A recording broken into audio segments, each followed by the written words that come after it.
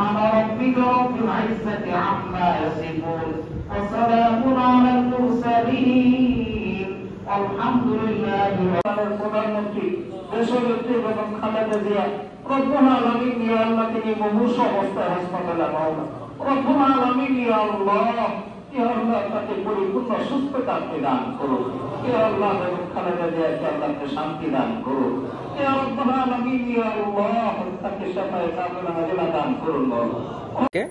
আসলে আমরা একটি এমন কন্ডিশনে পড়েছি, আসলে মানসিকভাবে বাংলাদেশের মানুষ আজকে ভালো নেই।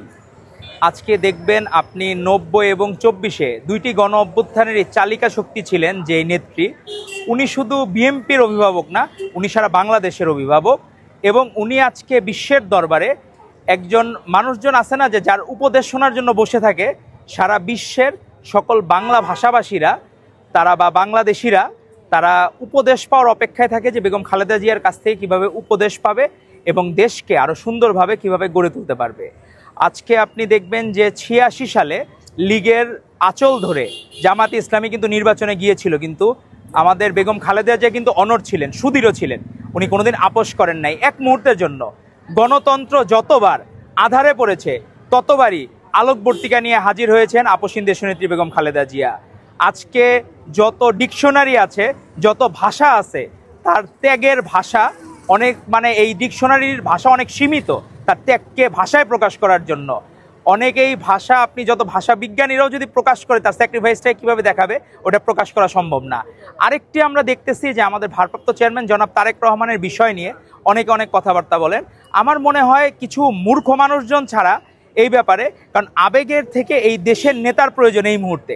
শহীদ রাষ্ট্রপতি জিয়াউর রহমান বীরুত্তম যেরকম বাংলাদেশে আলোকবর্তিকা হয়ে এসেছিলেন, পরবর্তীতে বেগম খালেদা জিয়া, তারেক রহমানও বাংলাদেশের জন্য আশীর্বাদ।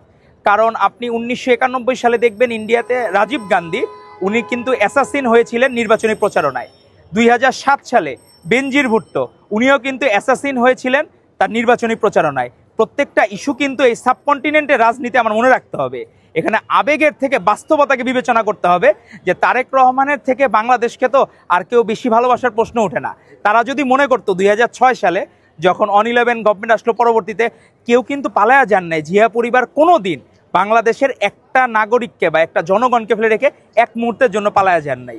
বাকিদের ইতিহাস আছে, বাকিরা যারা স্বাধীনতা বিরোধী শক্তি ছিল, আজকে 24-এর গণ অভ্যুত্থান বিরোধী শক্তি আছে, এরা কিন্তু পালায়া যেতে বাধ্য হয়েছে, কিন্তু এক মুহূর্তের জন্য পালান নাই এই আপোষহীন দেশনেত্রী বেগম খালেদা জিয়া, জিয়া পরিবার, তারেক রহমান। তো আমাদেরকে মাথায় রাখতে হবে, আমরা সকলের কাছে দোয়া প্রার্থনা করছি, আজকে বাংলাদেশের সকল মসজিদে মন্দিরে মানুষ ঘরে বাইরে মন থেকে দোয়া করছে, এটাই প্রাপ্তি। এবং আমরা গর্ববোধ করি যে আমরা বিএনপি এবং তার ছাত্র সংগঠন, ছাত্রদল হিসাবে আমরা প্রাউড ফিল করি যে আমরা এরকম একজন নেত্রীর অনুসারী এবং আমরা এরকম একজন জনপ্রিয় নেতা তারেক রহমানের অনুসারী, এই জন্য আমরা গর্ববোধ করি। আজকে আমরা এই যে অনুষ্ঠানটি আয়োজন করেছে দোয়া মাহফিলটি, বাংলাদেশ মেডিকেল বিশ্ববিদ্যালয়, এই জায়গাটিও কিন্তু বেগম খালেদা জিয়ার স্মৃতি বিজড়িত। তো এই জায়গায় মসজিদে যে দোয়ার আয়োজন করেছে, এজন্য বাংলাদেশ মেডিকেল বিশ্ববিদ্যালয়ের ছাত্র কল্যাণ পরিষদকে আমি ধন্যবাদ জানাই যে তারা এরকম সুন্দর আয়োজন এবং গঠনমূলক আয়োজন এবং সুন্দর উদ্যোগ, আপনাদের মাধ্যমে সকালকে সারা বাংলাদেশের মানুষকে আমরা দোয়ার আহ্বান জানাচ্ছি এই বাংলাদেশ মেডিকেল বিশ্ববিদ্যালয় থেকে। ধন্যবাদ আপনাদেরকে।